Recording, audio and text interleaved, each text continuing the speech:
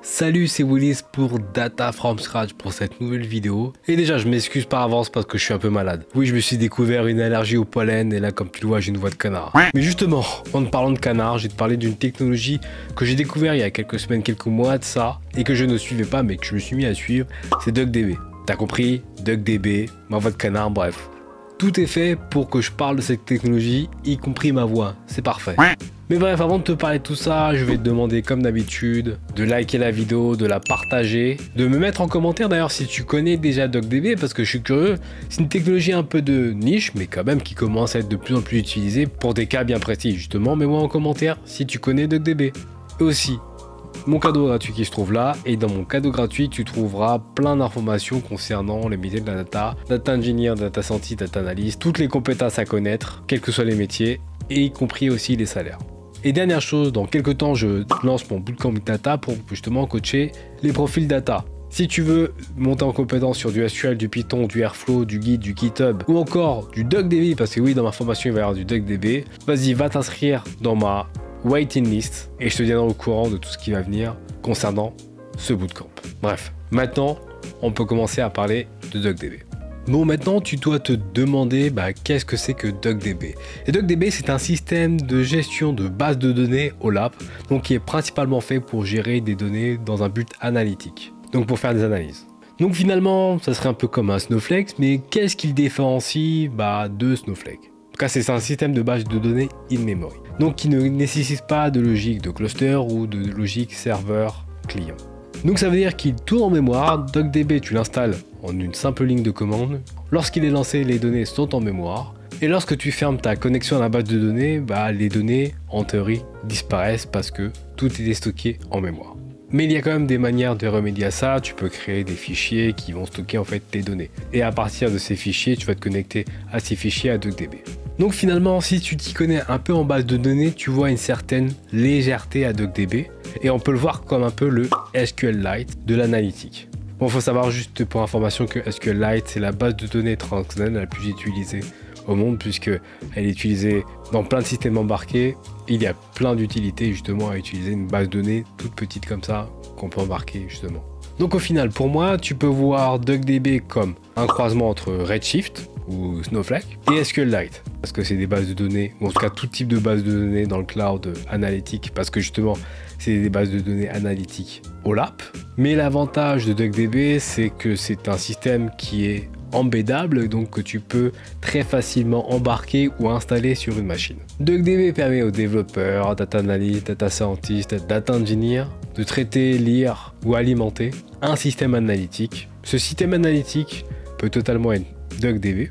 Donc on peut transformer la donnée, on prend un fichier CSV, on transforme, on l'intègre avec tout simplement une petite ligne de commande DuckDB, on fait une petite transformation et un stock dans DuckDB. Et donc tu peux réaliser très facilement des analyses assez rapidement grâce à DuckDB. Donc pour moi, déjà, concernant DuckDB, je vois 4 points forts qui sont intéressants à garder en tête si tu souhaites l'utiliser et comprendre un peu l'outil. Le premier, c'est l'installation. Honnêtement, l'installation est super simple. Que ça soit en CLI ou en Python, une simple ligne de commande et il est juste rapidement installé. Tu peux ensuite créer tes tables assez facilement avec ton Create Table classique. En plus de l'installation facile, il est très léger, donc il peut facilement être embeddable. Troisième point, c'est que contrairement à ce qu'on pourrait croire, parce que DuckDB est facile à installer et assez léger, en fait on a de bonnes performances en termes analytiques. D'autant plus que DuckDB n'a pas besoin de cluster si tu veux le faire tourner sur ta machine, ce qui enlève une grosse complexité. Il tourne en RAM, il tourne en mémoire, il tourne sur ton PC. Et quatrième point, c'est que DuckDB est open source. Moi personnellement, je suis un grand partisan de l'open source, parce que ça veut dire que derrière, on a une communauté qui fait grandir le software, et qu'en plus, si tu veux amener ta contribution, tu peux le faire, et ça t'amène aussi à un degré de contrôle si tu veux configurer ton DuckDB avec une configuration particulière. Et ça, c'est vraiment intéressant. Ok, bon, parlons maintenant de quelques cas pratiques vraiment concrets qui peuvent être intéressants. Premier cas pratique, c'est que tu as un fichier CSV ou un fichier Parquet, en tout cas un fichier que tu veux rapidement analyser sur ton poste. Tu installes DuckDB, ensuite tu loads ce fichier dans DuckDB avec une ligne de commande et ensuite tu fais l'analyse que tu veux justement avec DuckDB. Et justement, après ce cas pratique, qu'est-ce qu'on peut faire avec un fichier intégré? C'est faire des analyses ad hoc. Donc en analytique, on va utiliser beaucoup d'agrégation, beaucoup de jointures et justement, DuckDB est très fort par rapport à ça. Aussi, ce qui peut être intéressant, c'est si jamais tu travailles avec beaucoup de workload en simultané sur de grandes tables. En gros, si tu veux travailler sur une grosse table de fait, bah DuckDB peut te servir de moteur. Imaginons tu as un S3, tu as un bucket S3 et tu as une table qui soit d'ailleurs sur DuckDB ou un autre système de stockage, sur du Azure, sur du Google, sur du Snowflake, bref, n'importe quel système de stockage de table. Tu peux prendre ton information dans ton bucket, des fichiers Parquet, des fichiers CSV, etc. Et tu peux utiliser DuckDB comme engine, sachant que justement DuckDB est très bon, ce qui peut vraiment être intéressant pour faire baisser des coûts. Autre chose aussi qui est intéressant avec DuckDB, c'est que comme DuckDB est installé sur une machine, qui sert en fin de client et serveur, le même machine, on n'aura pas de logique de cluster, donc pas des problématiques de transfert des données, et donc moins de complexité à gérer.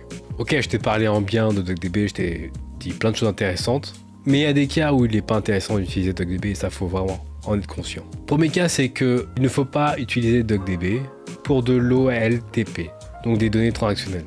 Ça va pas fonctionner parce que c'est un système de base de données OLAP. Ensuite, globalement, DuckDB n'est pas bon pour créer un data warehouse d'entreprise avec des données centralisées. Et justement, c'est par rapport à ça que je vais attendre DuckDB. C'est que j'aimerais bien voir ce que ça va donner DuckDB en production sur des cas un peu plus classiques d'utilisation analytique.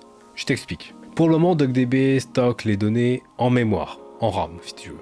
De là en coule une certaine simplicité d'utilisation, et ça c'est intéressant. Mais maintenant dans une logique d'entreprise où on veut le déployer pour utiliser un grand data warehouse avec beaucoup de chargement, beaucoup de dépendance, je suis vraiment curieux de voir ce que ça va donner. Bref, je serais vraiment curieux d'avoir ton avis concernant DuckDB et savoir si tu l'as déjà utilisé ou si tu l'utilises dans le monde de l'entreprise. Je serais vraiment curieux d'avoir ton avis, donc parlons-en en commentaire. Et aussi j'oubliais, si tu veux suivre du contenu concernant DuckDB, te former, en tout cas avoir plus d'informations, j'ai 2 créateurs de contenu à te proposer. Il y a Blef, donc, qui parle souvent de DuckDB, qui a fait pas mal de conférences dessus. Donc ça c'est côté français. Et tu vas avoir Mehdi Ouaza, qui lui est plutôt anglophone, qui aussi parle de DuckDB et qui travaille pour MotherDoc.